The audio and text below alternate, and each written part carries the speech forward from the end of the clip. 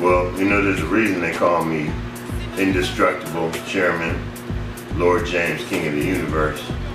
It started because I've dated 267 women. I've had 6 heart attacks.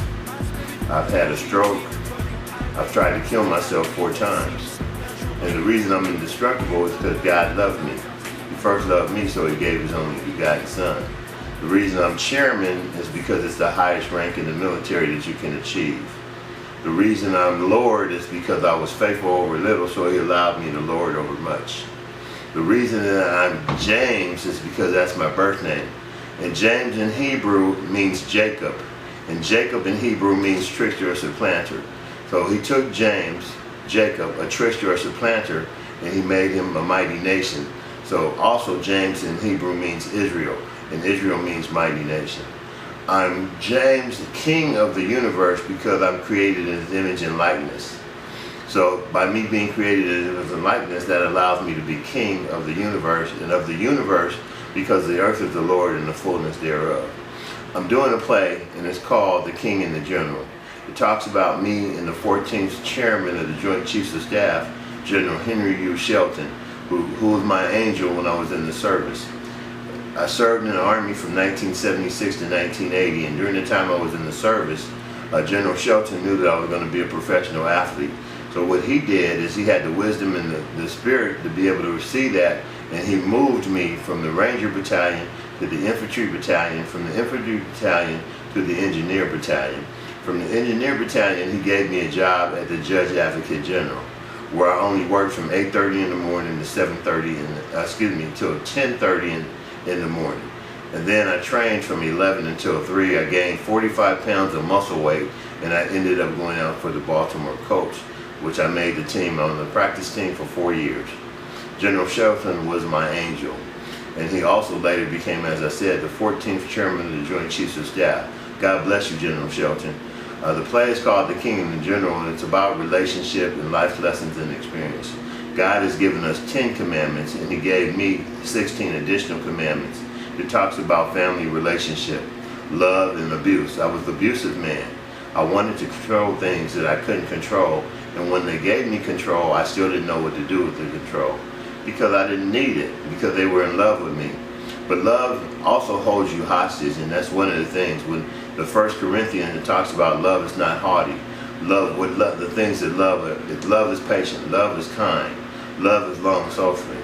So when you start to talk about relationship and understand that if you're in love, then the first thing you should do is ask who you love, do they feel loved? See, just because you say those little 3 words, that doesn't mean that you've made them feel loved. See, saying the 3 words have nothing to do with how they feel about the relationship. And you'll notice that a lot of men that go outside of their relationship, it's because they don't feel love, or they don't communicate well with their wives or their girlfriends. Those that have girlfriends, if you want the fullness of God, the only thing I can say is make sure you have a godly relationship. Keep your fireman in your pants. Don't try and put the fire out. Now when you get hot, then go take a shower and go home. If you want the principles of God for His fullest blessing, the only way you'll receive it is to operate in principle. Because if He loves you and you love Him, He's going to chastise you. He's going to make it okay for you to have a certain amount of blessing, but when you really want the fullness of God, you have to operate in its principles. Some of His principles are the fact that you have to have DSW. Ladies, not the shoe store. Discipline, stewardship, and wisdom. That means in order for you to be a wise steward, you have to be disciplined. Also, ladies, VMS, not voicemail service, but victory, might, and strength only comes from you having DSW, which means that you've given some thought about what it is that you want in your life and what you're going to commit yourself to. See, in men, I would say to you that you have to make sure that the person you want to commit to, that you're really able to give your life as a sacrifice. As God said, it's our reasonable service to give our life as a sacrifice. If you're giving your life to your wife or your girlfriend, you better make sure you made the right choice. It took me 6 times to get it right. This is my 6th wife, and I love her to death, and we're not going anywhere. We're here for life. So haters, just get your vomit bags and get ready to vomit, because we're going to have the fullness of God in our life. And that includes family and friends. You know, a lot of times, family and friends, they put Joseph in the pit and Jesus on the cross. You know, so when you talk about relationship and love and commitment, all those things that have to do with what's significant and what makes you feel loved, the first thing you have to do is ensure that you ask your mate, do you feel loved? And if you haven't said that to them, when you go home tonight after seeing this trailer, that's the first thing you should do, is ask them, do you feel loved? Not just say, I love you, because you love them, but ask them, do they feel loved? And if they don't feel loved, then you have to ask them, what would make you feel loved?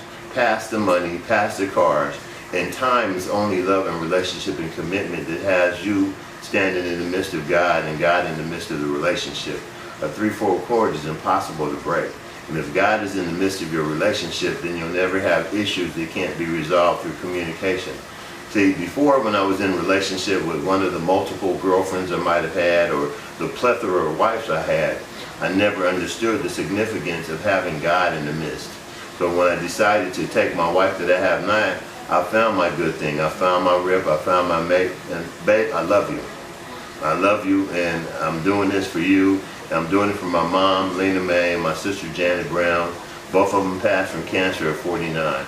My mom was a strong, independent woman, and I'm Lena Mae's boy. That comes after this, the king in the journal, guys. So just know right away that God loves you, and I'm going to bless you with my performance. And because I love you, I'm going to stay committed to everything I do. And there's things that will come for the future that you'll have questions about. And check out the back of the flyer. It has the 16 commandments other than the 10 commandments. God gave us the 10, then he gave me, the king, 16 more. God bless you. Enjoy the show.